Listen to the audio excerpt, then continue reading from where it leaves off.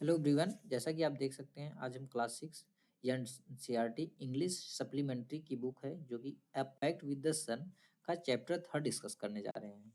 तो चैप्टर का नाम है दी शेफर्ड ट्रीजर। शेफर्ड मतलब गड़ेरिया, जो बकरियों को ही चलाते चराते हैं। उस टाइम गड़ेरिया बकरी रहती है, उनकी भेड़ बकरी सब कुछ रहती है। वो क्या करते हैं? चरवाहे का काम करते हैं। ठीक है, तो शेफर्ड का मतलब क्या होता है? गड़ेरिया होता है। ट्रीजर मतलब खजाना। ठीक है, यानी एक गडरिये के खजाने की स्टोरी है। ये देखते हैं। अब poor shepherd once lived in Iran. एक बार एक पुअर मतलब गरीब, बहुत ही गरीब शेफर्ड ईरान में रहा करता था। दो uneducated he was very wise and helpful. Wise मतलब बुद्धिमान, हेल्पफुल मतलब जो दूसरों की मदद करता है। तो दो मतलब यद्यपि यद्यपि वो अनएजुकेटेड तो था, बट वह बहुत ही वाइज और हेल्पफुल था। The king decided to meet him in disguise. Disguise मतलब भेष बदल कर। तो राजा ने डिसाइड किया कि वह भेष बदल के उस गडरिये से मिलेगा। In a village in Iran there once lived a shepherd. एक बार ईरान के एक गांव में एक शेफर्ड रहा करता था। He was very poor. वह बहुत ही गरीब था। He did not have even a small cottage of his own. Cottage मतलब झोपड़ी। वह इतना ज्यादा गरीब था कि उसके पास एक खुद का छोटी सी झोपड़ी भी नहीं थी। He had never been to school. वह कभी भी स्कूल नहीं गया था। और learn to read and write, अथवा वो कैसे लिखा जाता है या कैसे पढ़ा जाता है उसको ये भी नहीं पता था। For there were very few schools in those days. और उसके लिए उस टाइम में बहुत कम ही स्कूल को हुआ करते थे उन दिनों। दो poor and uneducated this shepherd was very wise.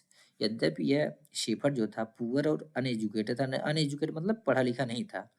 तो यद्यपि यह शेफर्ड पुअर और अनएजुकेटेड तो था, बट बहुत ही वाइज था, ईमानदार था। He understood people sorrows and troubles. सारो मतलब दुख, ट्रबल्स मतलब परेशानी। वह लोगों के दुखों को और परेशानियों को समझता था। एंड हेल्प देम, और उनकी मदद करता था। Face their problem with courage and common sense. ठीक है, वो लोगों की दुखों और परेशानियों को समझता था और उन दुखों और परेशानियों को फेस करने के लिए उन दुखों और परेशानियों को करेज और कॉमन सेंस से फेस करने में उनकी मदद करता था। Many people came to him for advice. बहुत लोग उसके पास एडवाइस के लिए आते थे। Some soon he became famous for his wisdom and friendly nature. Soon मतलब शीघ्र ही बिकम मतलब हो गया, फेमस यानी प्रसिद्ध हो गया। हिज विजडम यानी उसकी बुद्धिमानी के लिए, and friendly nature. Friendly nature the sense वो दूसरे से जैसे कोई भी अनजाना होता था वो दोस्ती कर लेता था जल्दी से। वो उसकी दोस्ती हो जाती थी। शीघ्र ही वह बहुत ही अपनी अपनी बुद्धिमानी और फ्रेंडली नेचर के लिए बहुत ही प्रसिद्ध हो गया। The king of that country heard about him. उस कंट्री के राजा, जिस कंट्री का था वो यानी ईरान की, उस कंट्री के राजा इसके बारे में सुने। And thought of meeting him, और राजा के मन में विचार आया इससे मिलने का, इस शेफर्ड से। Disguised as a shepherd and riding on a mule, one day the king came to the cave. Mule मतलब खच्चर। डिस्गाइड भेष बदल कर उन्होंने अपना भेष बदला। एज ए शेफर्ड एक खच्चर के ऊपर बैठकर वो आए। One day the king came to the cave. एक दिन जो राजा थे वो केव के पास आए।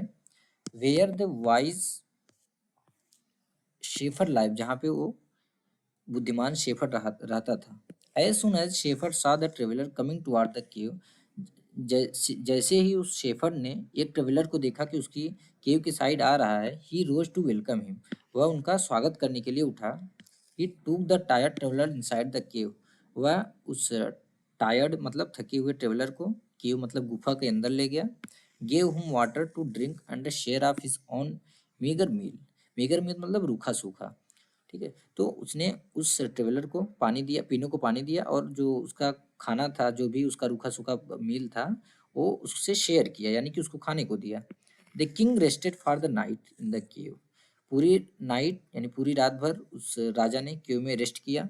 And was greatly impressed by the shepherds hospitality and wise conversation. Hospitality मतलब होता है जैसे कि सम्मान करना या स्वागत करना।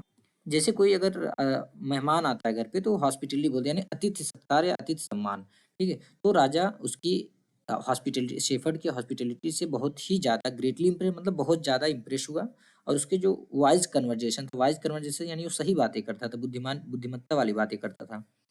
Again the shepherd was able to make out that his visitor was none other than the king. बाद में कन्वर्जेशन करते करते उसने पता कर लिया जो शेफर्ड था कि ये किंग के अलावा कोई और विजिटर नहीं है, यानी ये किंग ही है। The king made the vice shepherd governor of A small district. बाद में किंग ने उस शेफर्ड को एक छोटे से डिस्ट्रिक्ट का गवर्नर बना दिया। Other governor become jealous, jealous मतलब जलन करना, of the new governor and call him dishonest. तो हुआ क्या कि जो दूसरे गवर्नर थे उससे जेलस करने लगे और उसको डिसऑनेस्ट बोलने लगे। Though still tired the king decided to depart the next morning. यानी यद्यपि जो राजा था अभी भी वो टायर्ड ही था, एक नाइट तो रुका, दूसरी मॉर्निंग वो थका तो था, बट उसके बाद भी उसने डिसाइड किया कि वो नेक्स्ट मॉर्निंग निकल जाएगा। He said many thanks for your kindness to a poor traveller. और राजा ने बोला आपको बहुत बहुत थैंक्स, आप एक बहुत बहुत थैंक्स एक पुअर ट्रेवलर की ओर के लिए इतना काइंडनेस जो आपने दिखाया या इतनी दयालुता किया। ठीक है, अब राजा कैसे आया था, एक पुअर ट्रेवलर बन के आया था। ठीक है, तो उसका जो भी अतिथि सत्कार उन्होंने किया, उसके बाद उसके लिए उन्होंने किन्होंने राजा ने उस शेफर्ड को बहुत ज्यादा थैंक्स बोला उनकी दयालुता के लिए। I have a long way to go, मुझे अभी एक लंबा रास्ता जाना है। परमिट मी टू लू, मुझे जाने के लिए आज्ञा दीजिए। Looking straight into the eyes of his guest, the shepherd replied, thank you your majesty for paying me the compliment of a visit. Looking straight into the eyes of his guest, shepherd अपने guest की आंखों में straightly देखते हुए shepherd ने reply बोला, thank you your majesty, आपकी कृपा, for paying me the compliment of a visit, मुझे एक विजिट का अवसर देने के लिए thanks. The king was astonished as well as pleased. Astonish मतलब आश्चर्यचकित, जो राजा था वो आश्चर्यचकित हो गया और एज वेल एज और खुश भी हो गया। He is Indeed very wise, Indeed मतलब बहुत ही ज्यादा, वो सच में बहुत ही ज्यादा क्या था, बुद्धिमान था। ही थॉट टू हिमसेल्फ, वह खुद से सोचा, किसने, राजा ने। I need people like him to work for me, राजा सोचता है कि मुझे ऐसे लोगों की जरूरत है जो कि मेरे लिए काम करे। And the king appointed this humble shepherd the governor of A small district. Humble मतलब एक हम्बल नेचर का था, एक बहुत ही मतलब वाइज भी था, एक अच्छा था, लोगों की हेल्प करता था। ठीक है, यानी कि नम्र स्वभाव का था। ठीक है, तो राजा ने इस हम्बल शेफर्ड को एक छोटे से डिस्ट्रिक्ट का गवर्नर अपॉइंट कर दिया। Although he rose to power and dignity the shepherd remain as humble as ever. Although यद्यपि ही रोज टू पावर, यद्यपि वो पावर और डिग्निटी यानी कि एक प्रतिष्ठा, एक उसकी एक प्रतिष्ठा हो गई थी ना, तो एक डिग्निटी पे वो, उसे एक पावर मिल गई थी और एक डिग्निटी मिल गया था। उसके बाद भी जो शेफर्ड था वो पहले जैसा ही हम्बल था, एज यूर मतलब जो पहले जैसा हम्बल भी अभी भी था। People loved and honoured him for his wisdom, sympathy and goodness. तो जो लोग थे उसको प्यार करते थे, लव करते थे, किसको, शेफर्ड को, और उसे सम्मान देते थे, किसके लिए, उसकी विजडम के लिए, उसकी उसकी बुद्धिमानी के लिए, उसकी सिंपथी के लिए और उसकी गुडनेस के लिए। He was kind and just to one and all. He was kind and just to one and all. वह एक के लिए और सारों के लिए दयालु था। His fame as a fair and wise governor soon spread throughout the country. His fame मतलब ख्याति, स्प्रेड मतलब फैल गया, थ्रू आउट द कंट्री यानी पूरी कंट्री भर। उसके उस शेफर्ड का जो फेम था, जो उसकी ख्याति थी एज ए फेयर और वाइज गवर्नर की, ये बहुत ही फेयर और वाइज गवर्नर है, यह फेम पूरी कंट्री में बहुत शीघ्र ही फैल गया। Now the governors of other provinces grew terribly jealous of him. क्या होता है देखो कि वो मतलब उसकी फेम, उसकी प्रसिद्धि पूरी कंट्री में फैल गई, तो अदर जो गवर्नर थे दूसरी प्रोविंसेस के, वो उससे क्या हुए, जेलस होने लगे, बहुत ज्यादा ही जेलस होने लगे। And began to talk to the king against him, और राजा से उसके खिलाफ जो है बातें करने लगे। दे शेड, वो बोले, ही इज वेरी डिसऑनेस्ट, कि वह शेफर्ड बहुत ही हॉनेस्ट है, and keeps for himself part of the money that he collect as tax from the people. वह जो टैक्सेस लोगों से कलेक्ट करता है उसमें से थोड़ा सा हिस्सा अपने लिए रख लेता है। Why did he always carry with him, they added an iron chest. उसके बाद उन्होंने ऐड किया और बोला क्या कि वह वो आयरन चेस्ट अपने साथ, एक आयरन चेस्ट क्यों हमेशा लेके कैरी करता है। Perhaps he carried in it the treasure that he had secretly collected. Perhaps बोलते हैं संभवतः या अवश्य इसमें एक in he carried in it treasures that he had secretly collected, यानी इसमें जरूर ही कोई एक ट्रीजर है जो उसने सेक्रेटली यानी कि चोरी से कलेक्ट किया हुआ है, दूसरे से मतलब एक सीक्रेट में कलेक्ट किया हुआ है। After all they said mockingly he was ordinary shepherd and could behave no better. तो मॉकिंगली मतलब मजाक से या जैसे मजाक उड़ाना दूसरे का, तो वो मजाक उड़ाते हुए बोले कि after all he was an ordinary shepherd, वह तो एक सामान्य शेफर्ड ही है, and could behave no better, इससे ज्यादा अच्छा बेटर, इससे बढ़िया बिहेव नहीं कर सकता। आगे क्या होता है इधर, the new governor was called to the palace. अब जो नया गवर्नर था उसे बुलाया गया, यानी जो शेफर्ड था पैलेस में बुलाया गया। He was order to explain why he always carried an iron chest. अब उसे राजा ने बोला कि एक्सप्लेन करो, हमेशा तुम आयरन आयरन चेस्ट क्यों कैरी करते हो। Chest contain no gold or silver, जो चेस्ट था उसमें कोई गोल्ड और सिल्वर नहीं था। तो ये स्टोरी देखते हैं। At first the king did not pay attention to these reports. पहले तो राजा ने इन सारी रिपोर्ट्स का ध्यान रिपोर्ट्स पे कोई भी ध्यान नहीं दिया। But how long could he ignore these governors, but कितने टाइम तक और कितना और इन गवर्नर्स को इग्नोर कर सकता था। And there endless stories about the shepherd, और उनकी जो अनगिनत कहानियां या कभी न खत्म होने वाली कहानियां जो कि शेफर्ड के बारे में बोलते थे। क्या होता है, कभी आपका कान, कोई भी वो राजा था उसका कान बराबर भर रहा है, भरे जा रहा है, भरे जा रहा है, मतलब बुराई किसी की करे जा रहा है। राजा कब तक सोचा, कब तक इनको इग्नोर करूं। एक बार उसको उसने बाद में बोला हम बुला ही लेते हैं।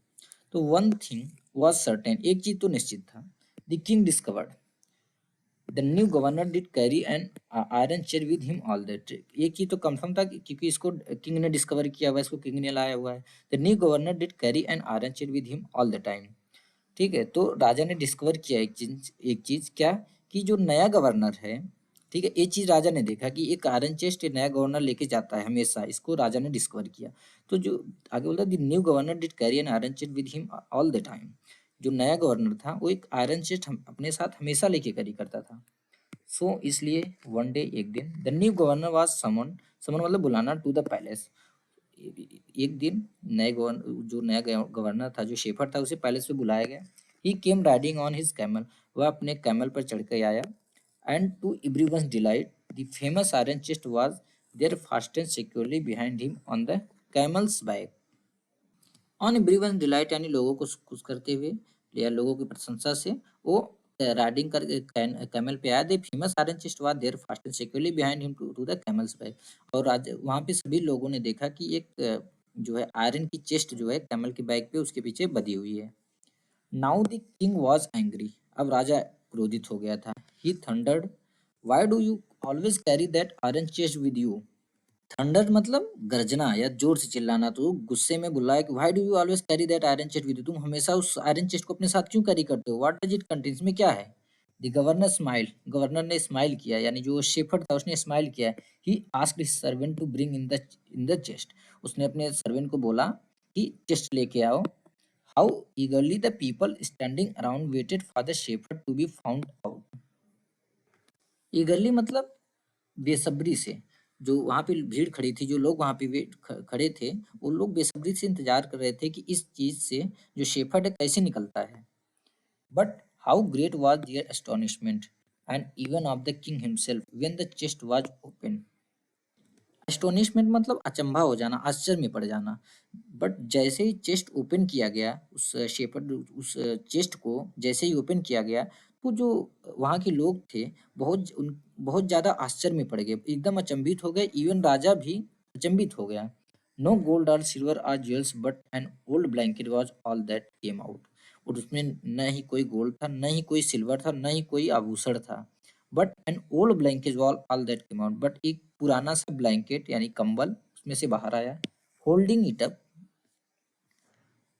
Proudly the shepherd said, proudly यानी अभिमान से उसको होल्ड करते हुए, पकड़ते हुए शेफर्ड ने बोला, दिस माय डियर मास्टर, ये मेरे प्रिय master, is my only treasure, यही मेरा केवल ट्रीजर है, मेरा केवल यही जो है एक ट्रीजर है, खजाना है। I always carry it with me, मैं हमेशा इसको अपने साथ कैरी करता हूँ।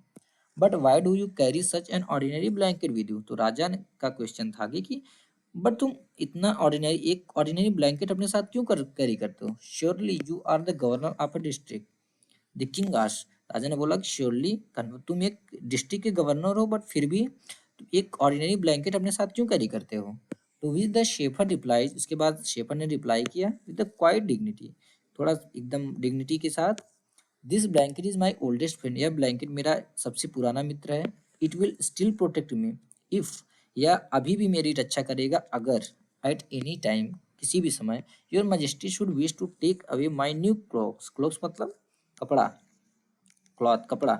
यहाँ पे क्योंकि वहाँ पे एक गवर्नर का कपड़े की बात हो रही है तो यहाँ पे क्लॉथ्स दिया, क्लॉथ नहीं रहेगा, ठीक है। तो अगर आपकी मैजेस्टी से या आपने कभी चाह कर भी मुझे मेरे कपड़े निकाल दिए, ठीक है, यानी कि यहाँ पे कपड़े की बात हो रही है कि उस गवर्नर के कपड़े, ठीक है, गवर्नर का, राजा का, इनका अलग अलग एक कपड़ा होता था ना, कि अगर आप इस कपड़े को निकाल दिए तो यही मेरा एक ओल्डेस्ट फ्रेंड है जो कि मुझे प्रोटेक्ट करेगा। How pleased the king was, राजा कितना ज्यादा खुश हुआ, and how embarrassed the jealous governor become to hear the wise man's reply. उसके एम्बेरेस का मतलब एक शर्मिंदे हो गए, जेलस गवर्नर जो जेलसी करते थे इनसे। तो इसका वाइज मैंस का रिप्लाई सुन के, जो शेफर्ड का आंसर सुन के जो जेलस गवर्नर थे एकदम शर्मिंदित हो गए, शर्मिंदा हो गए, और राजा को बहुत ज्यादा प्रसन्नता हुई। Now they knew that the shepherd was Indeed the humblest and the wisest man in the land. अब राजा को रियलाइज हो चुका था कि यह जो शेफर्ड है यह सबसे ही हम्बलेस्ट है और सबसे वाइजेस्ट पर्सन है पूरी लैंड पे। The king made him the governor of a much bigger district that very day. That very day मतलब उसी दिन। तो राजा ने इतना ज्यादा, राजा खुश हो गया तो उसके बाद उसने गवर्नर बना दिया उस शेफर्ड को एक और भी बड़े डिस्ट्रिक्ट का। पहले तो स्मॉल डिस्ट्रिक्ट का बनाया था, अब बिगर डिस्ट्रिक्ट का बना दिया, ठीक है।